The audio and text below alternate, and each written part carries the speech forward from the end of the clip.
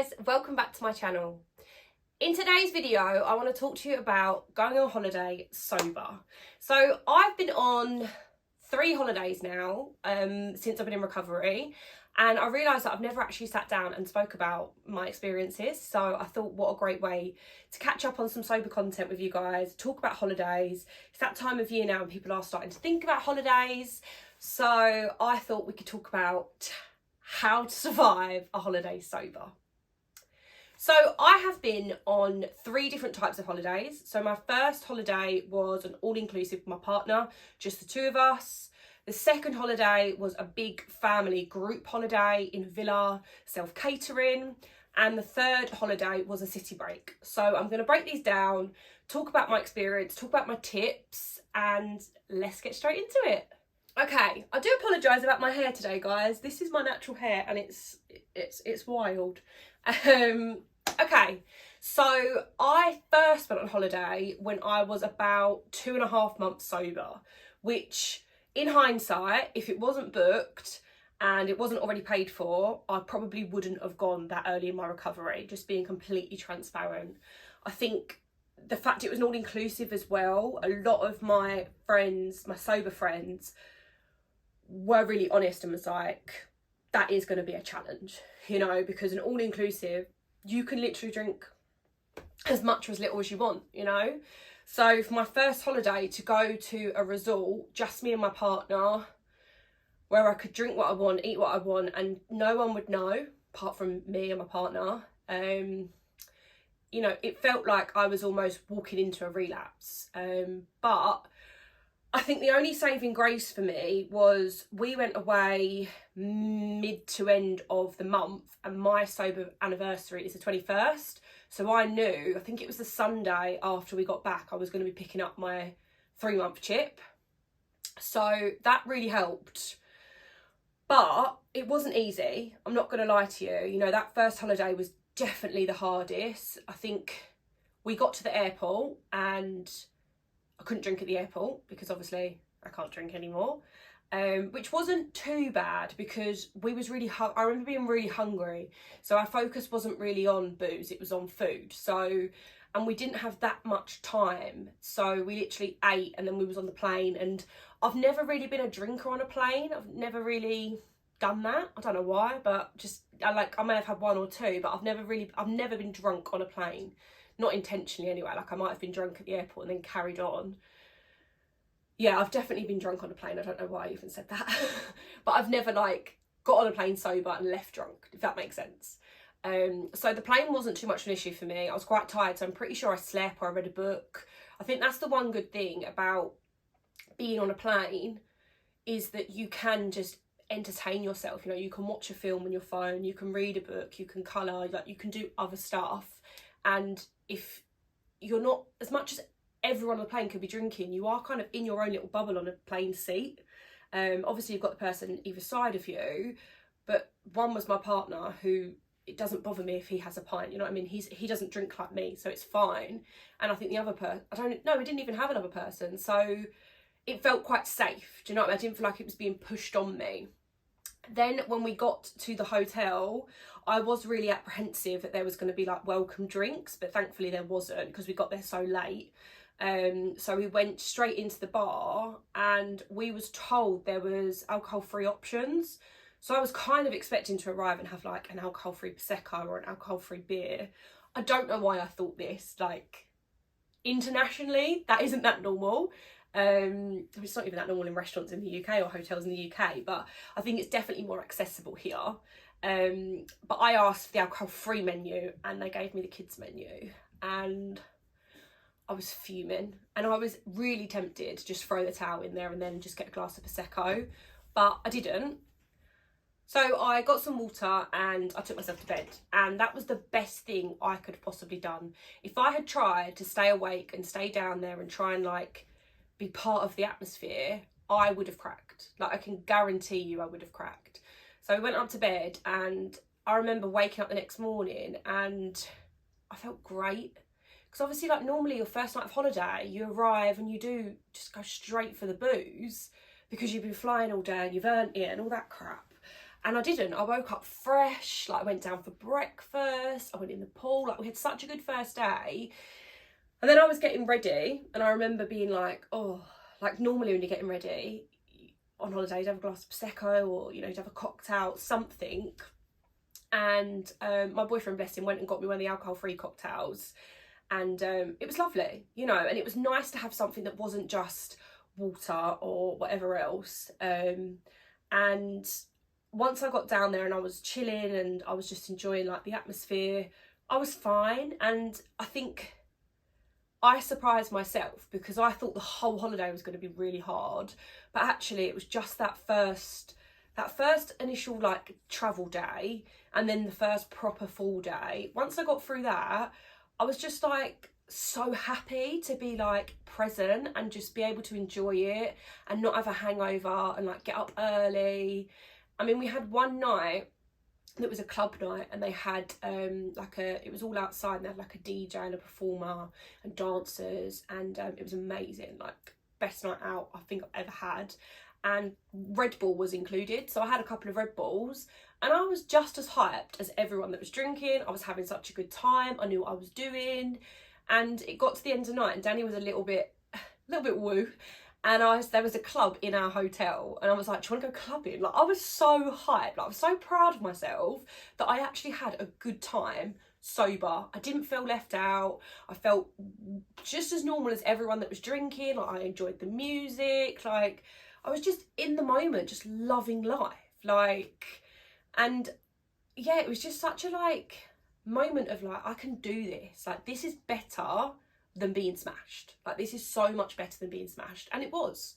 So I came back from the holiday and for the first time after a holiday I felt refreshed because obviously I hadn't been drinking all week, so I hadn't been feeling anxious all week. Like I actually slept really well, I ate good food, I was in the sunshine, I didn't spend my days hungover sweating out alcohol.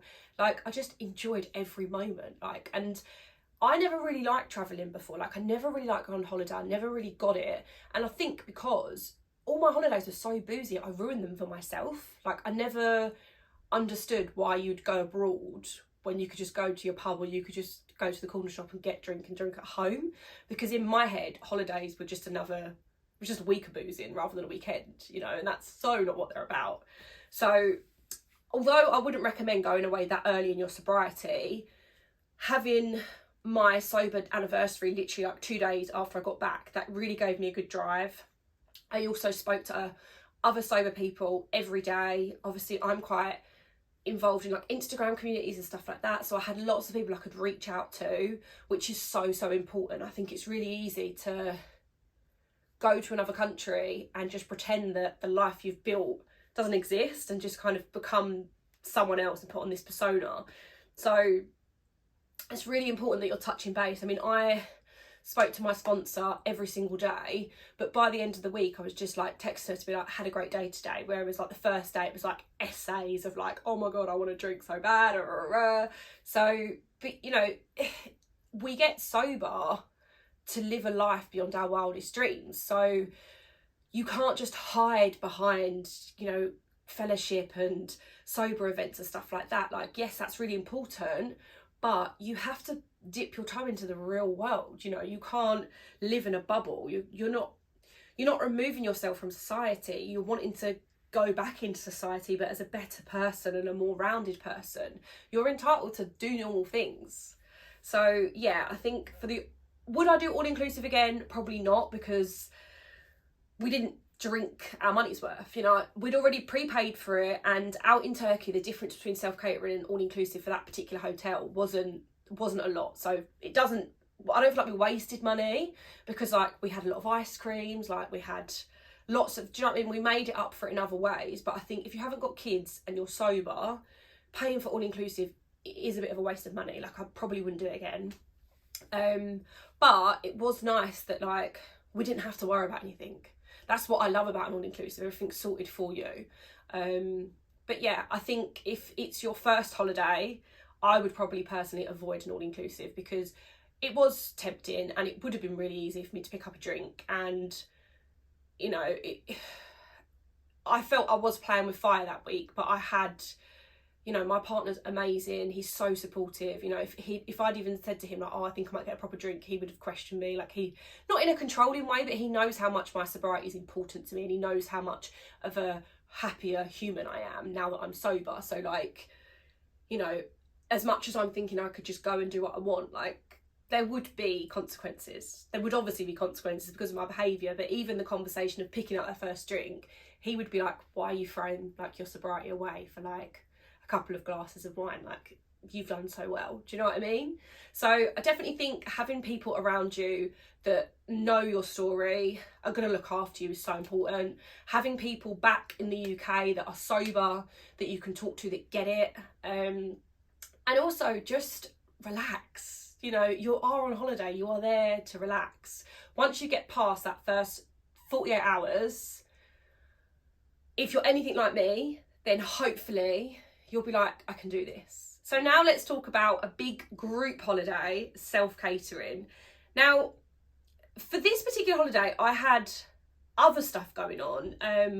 I went in September, so I was like 7 months sober. But I was really struggling with my eating at that time, I remember. And I really struggle eating in front of other people. So obviously we were going out for dinner and there was 15, 16 of us. And you feel like all eyes are on you, but obviously they're not. So there was, in our villa, because we had 2 villas and then a few people staying in an apartment hotel. In my villa, we had my mum and stepdad, me and Danny, my brother and his partner, my stepbrother and his partner, and my stepsister. So there was a lot of people, and I don't do well in groups. As much as it's family, like obviously me and Danny live alone, just the 2 of us, so I'm not used to being around that many people 24/7, which was an adjustment. So there was a lot to like unpack. But let's just talk about being the only sober person in that amount of people. So that was a challenge, you know. I mean, most people knew that I was sober, but not a lot of people knew off the bat why I was sober. So obviously I had to have them, I didn't have to have, but I always choose to be honest about my story because I think being honest keeps me sober. So I had to be honest, you know, and tell people that I didn't know that well at that point why I didn't drink, you know. And I think there's a lot of opportunity to be sneaky in situations like that. And what I mean by that is, if someone says to you, oh, do you want a drink? And you say, oh, no, thank you. And they say, oh, are you not drinking? You have the option to say, no, I'm not drinking right now, or no, I don't drink, you know. And by saying, no, I'm not drinking, that gives them opportunity to ask you tomorrow, the next day, in the future, and you may be having a weaker day and you may be struggling and you may say yes. So, you know, my first bit of advice is I say it in every video, be honest. Let people know that you don't drink. Categorically, you do not drink alcohol. That's it. You know, and they're probably going to say, oh, why don't you drink? And you can say your truth. You can say that it's for health benefits. You know, there's loads of reasons why people don't drink. You know, I'm speaking to one of my friends who's currently trying to get pregnant and she's not drinking because obviously alcohol can affect your fertility. And I didn't even know that because I don't really care. I was out getting pissed every weekend. I wasn't worried about babies. But do you know what I mean? Like, there's a lot of people I know that are like really into the gym, so they don't drink, you know, and it might be for a period of time.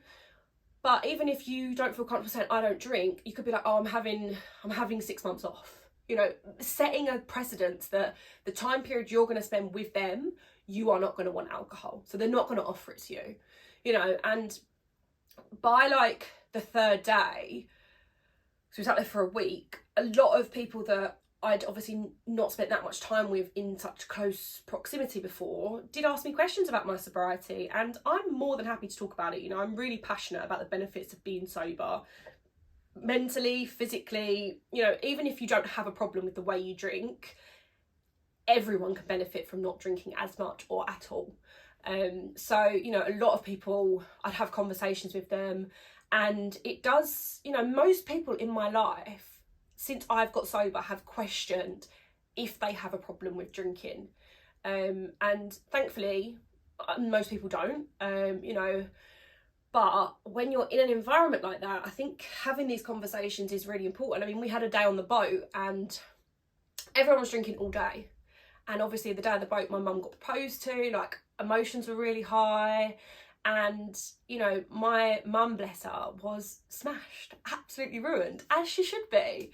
And, you know, she wasn't causing any drama, she wasn't causing any chaos, she was just sat there happy with her crisps, wanted to have a little nap when we got back to the villa.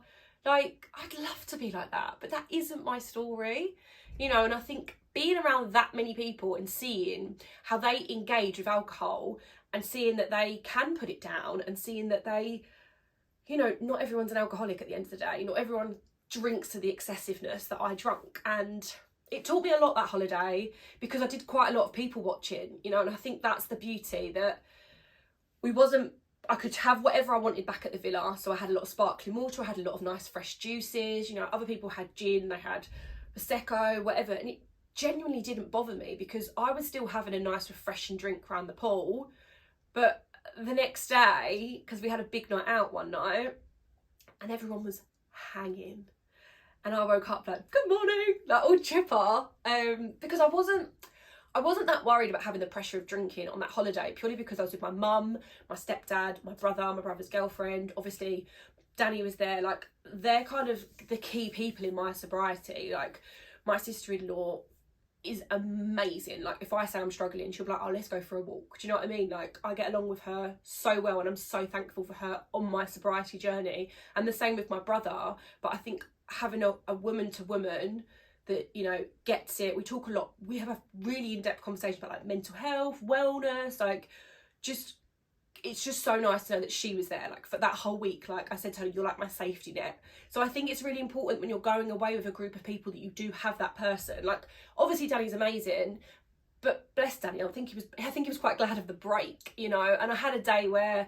I was really struggling with my eating, I got really emotional, and like my mum took me to one side, like, so just be selective of who you're going away with, you know. Obviously I went away with my family, my stepdad's family, like, but I knew like my immediate family had my back if I was struggling. And I think, you know, you are in a foreign country. As much as we was in Turkey, and we all go to Turkey like every year, you're not at home, you know. You can't just go lock yourself in your room and have like 10-minute cry. Like, you're on holiday, you're constantly on the go, you're constantly with people. So it's really important that you have people that you can vent to, you know, whether that be people back in the UK that you can call or people that you're with. But I think it's also really important in a group situation like that to set your boundaries. Like, I didn't feel the need to go out every night. I didn't feel the need to like join everyone every night. Like, me and Danny kind of did our own thing, you know. Most nights we was all together, but like one night just me, Danny, my brother and his girlfriend went out, and that was lovely. Like, it was such a chilled night because none of us were like really big drinking that week, whereas some of the other guys wanted a bit more of like a drinking session, which is absolutely fine. Like, you do you, boo.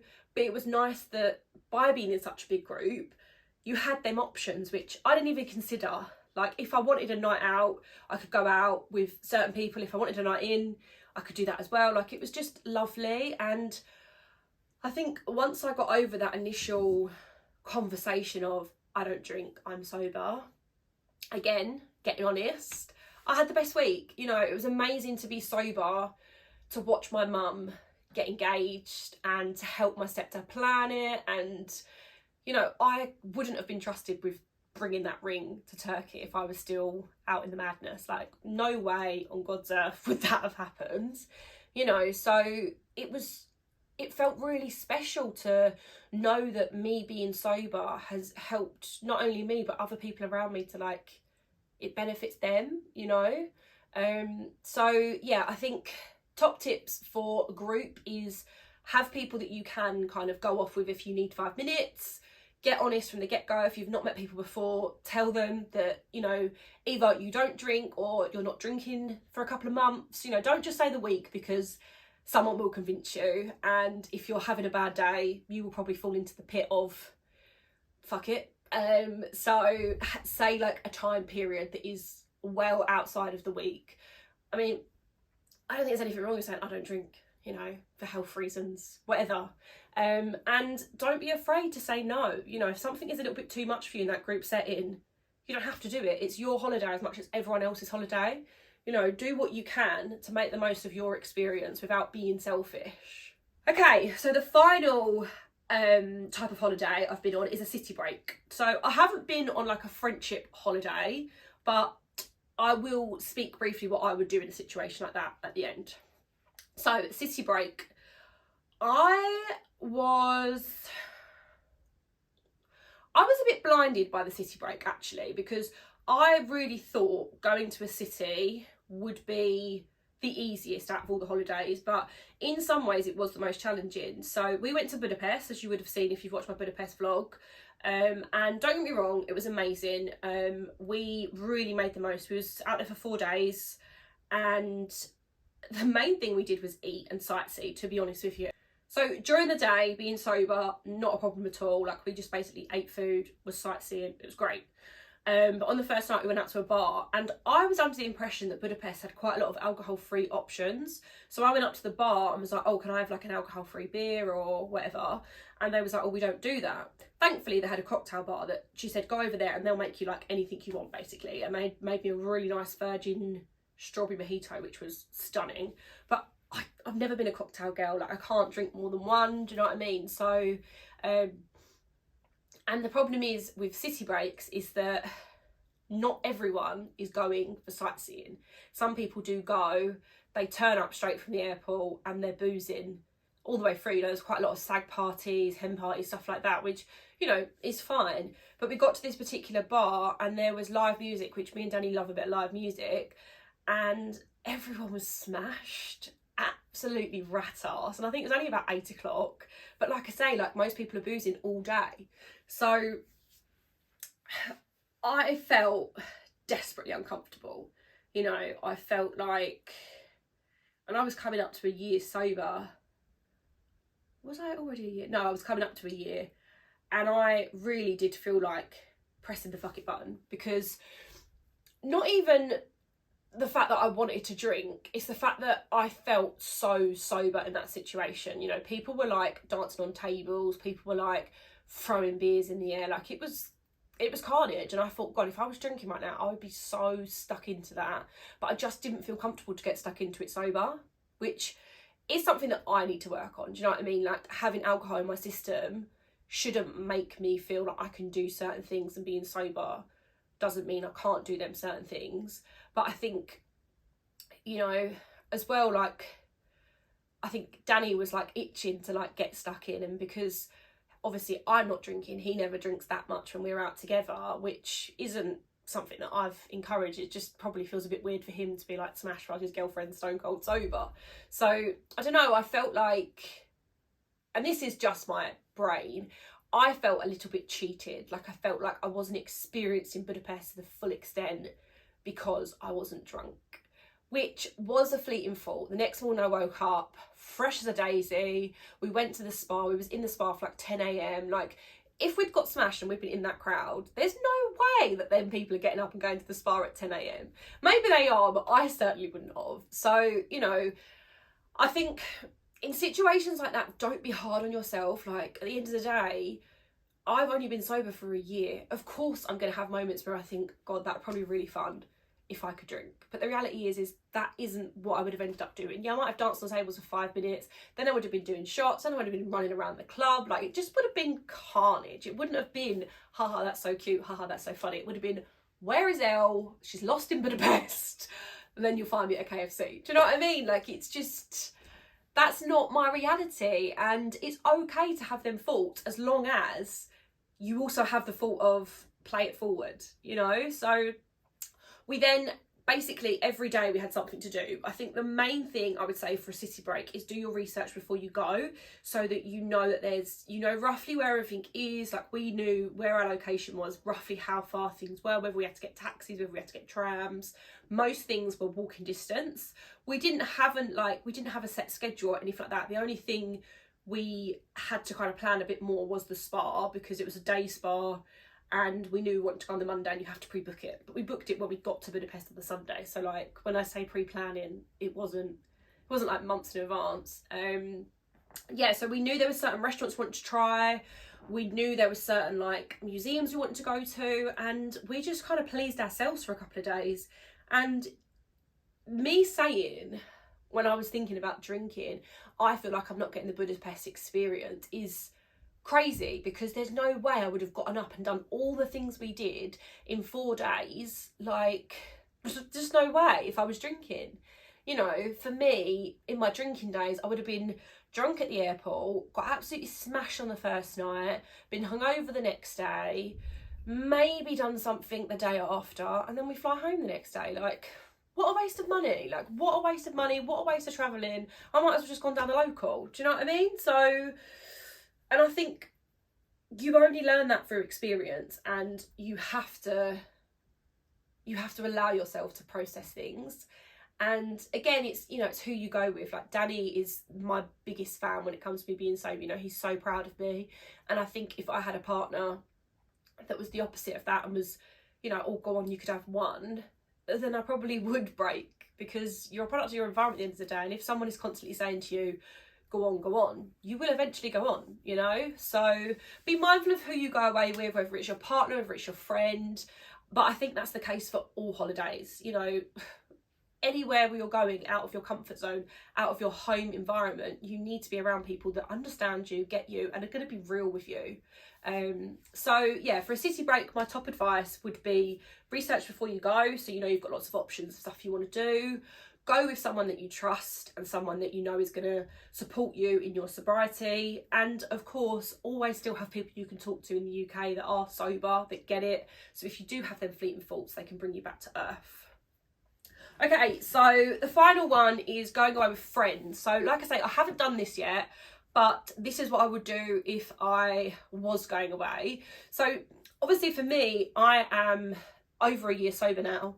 So if I was to go away with my friends, it would just be completely normal. I don't drink. You know, all my friends have been with me on my sobriety journey. Most of my friends have been with me in the pit of my depression and when I was actively drinking. So they're completely respectful of that. But I think for me, like, location's really important. You know, I probably wouldn't be going somewhere that is a boozy place like Zante, Malia, Ibiza. Do you know what I mean? Them sort of places that you expect to be boozy, I probably wouldn't go to. You know, I think that's a combination of it being sober, also that I did all them places when I was younger. You know, I did a season out in Zante. Like, them sort of holidays, they aren't different every year. They're the same. You know, you have an absolute ball, you drink loads, you don't eat anything, and that's it. There's not much to it. So I think now, being sober and also being nearly 28, you know, my interests for a holiday are different. You know, I would definitely be looking at places where there's activities to do. You know, I love going to a water park, I love going to markets and stuff like that. So the first thing would be, again, do your research, find where you want to go and make sure that you can afford it as well, because, you know, financial insecurities can be a massive trigger for drinking. Making sure that you're going away with people that you trust and that you feel you'll get along with, because, you know, holidays can make or break friendships. Doesn't matter how long you've known each other, how old you are, but having, you know, making sure that when you get there, you can handle if the person's messy, or if you're messy and they're OCD. Like, that's really important, because finances and relationships are two of the biggest reasons that people pick up a drink.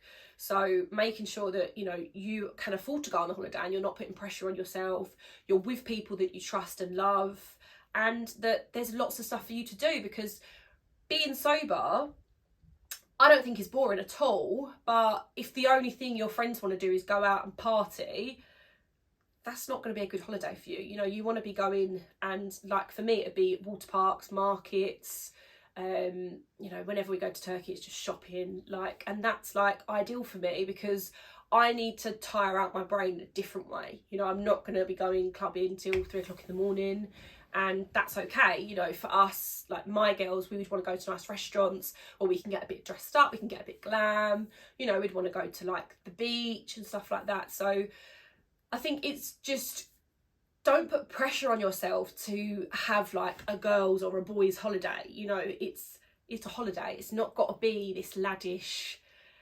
out experience. It's a matter of you want to go away, have a break, see some sights and be with people that you love. Take away that narrative of like when you go with friends it's like boozy, because it's not. It's not. You know, going on holiday is about new experiences, relaxing, and depending on where you're going, hopefully getting a little bit of a tan. So yeah, I mean, I've been really fortunate that in my sobriety everyone around me has completely understood the reasons why I've got sober. And I think for me, the reason I've stayed sober is because of the people around me, both inside my kind of sobriety circle and my friends and family. So if you're thinking about going on holiday, make sure you've got your people that you can rely on. Make sure that you're looking forward to going. You know, it is scary. Like even for me, being sober or drinking, I was always really apprehensive about flying, about the airport. Will I forget something? So just enjoy the moment, you know, make sure you've got your tools with you, like your notebook, you've got podcasts that you can listen to, you've got music that chills you out, you've got a good book, and most importantly, make sure that you get honest. If you're struggling, you need to tell someone. You know, my DMs are always open. If you want me to be your person, I will be there for you. But above all, just enjoy it. You know, we work so hard all year to go on holiday, so don't let being sober stop you from having the best time of your life, because trust me, once you relax and forget about the booze, you will have the best time. I hope this video has helped you, and I will see you soon for another little video. Mwah.